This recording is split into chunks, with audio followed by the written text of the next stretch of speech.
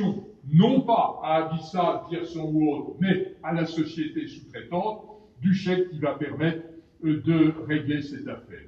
Et puis cette dépendance, c'est-à-dire cette manière de régler une opération alors qu'en réalité elle est faite pour un autre.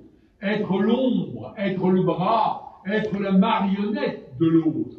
Qu'est-ce qui vous le montre?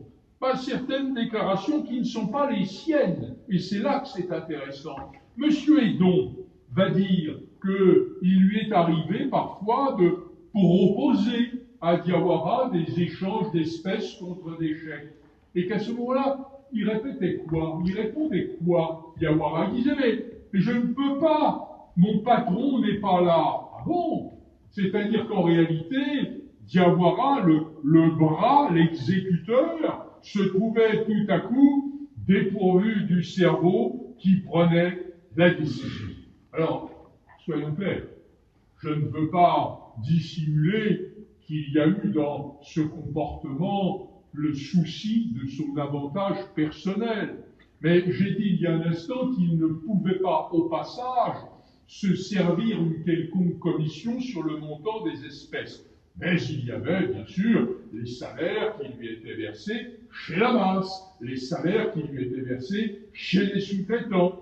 Il y avait aussi ce local qui louait, apparemment, nous n'en savons trop rien, mais apparemment pour un loyer confortable, vu du point de vue du propriétaire, qui louait aux sociétés sous-traitantes. Et sur les avantages autres que cela, j'aimerais que votre tribunal retienne deux éléments. Le premier, ce sont les voyages. On a beaucoup parlé des voyages qui ont été effectués dans cette affaire via l'agent de tourisme Paradiso, les billets d'avion. Pour les 9/10, comme c'est étrange à l'égard du Portugal, à destination du Portugal, qu'est-ce qui va retirer tout ça? Diawara. Un voyage pour lui et sa famille à hauteur de 5 000 €. Je ne vous dis pas que c'est bien. Je ne vous dis pas que c'est naturel. Je ne vous dis pas que c'est légal.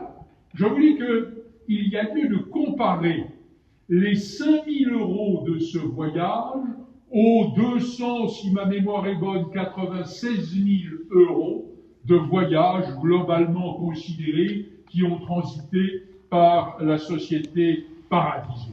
Et puis, il y a aussi, ça c'est un autre phénomène, je ne sais plus si c'est au cours de vos audiences ou lorsque j'ai échangé avec lui qu'il me l'a dit, tout en reconnaissant que c'était ce qu'il pensait à l'époque, ayant compris depuis que ce n'était pas le cas. On ne volait personne, disait-il, puisque on donnait des chèques contre des espèces. Ah, il fallait le trouver, celui qui aurait eu l'âme si légère qu'au fond, finalement, cet échange de chèques contre espèces apparaissait comme une banalité, comme une commodité. Voilà ce qui me paraît important dans cette situation de Diawara dans l'ensemble du système. En fait, il fait ce qu'on lui dit. Il est dans une dépendance financière absolue du donneur d'ordre. Il attend le feu vert ou au contraire le stop de celui qu'il appelle le boss. Et je vous le disais tout à l'heure, si l'on compare le volume des voyages, il est très étranger. Son bénéfice personnel doit représenter un petit peu plus, peut-être qu'1%, 1, quelque chose, c'est-à-dire 3 fois rien. Il y a, parmi les abus de biens sociaux, il y a aussi l'achat des chevaux. Avez-vous retenu, Madame le Président, Madame, Monsieur, les circonstances de l'émission du chèque qui va permettre l'achat des chevaux? Enfin, je n'ai pas compris si finalement les chevaux avaient été effectivement achetés ou si ça avait servi à payer la pension. Sincèrement, d'un point de vue juridique, je crois que ça n'a strictement aucun intérêt d'ailleurs, c'est de la pure curiosité. Mais, qu'est-ce qui se passe? On l'appelle pour que ce chèque soit libéré. On l'appelle et on le fait asseoir. Écris, Baya, écris parce que moi j'écris pas bien. Ben, tu parles, si j'ose m'exprimer ainsi. c'est quand même mieux que sur le chèque à destination des curieux qui vendent les chevaux, il y ait non seulement la signature, mais encore le libellé de la main de Bailhacan. Je vous dis qu'au fond, il est celui qu'on utilise, il est une sorte de main d'esclave. Le mot d'esclave m'est venu à l'esprit, je ne l'avais pas vu encore, c'est en feuilletant le dossier que j'ai trouvé la citation suivante. Oh, elle est anecdotique, elle ne concerne pas le fond des choses. C'est à la cote 718.1.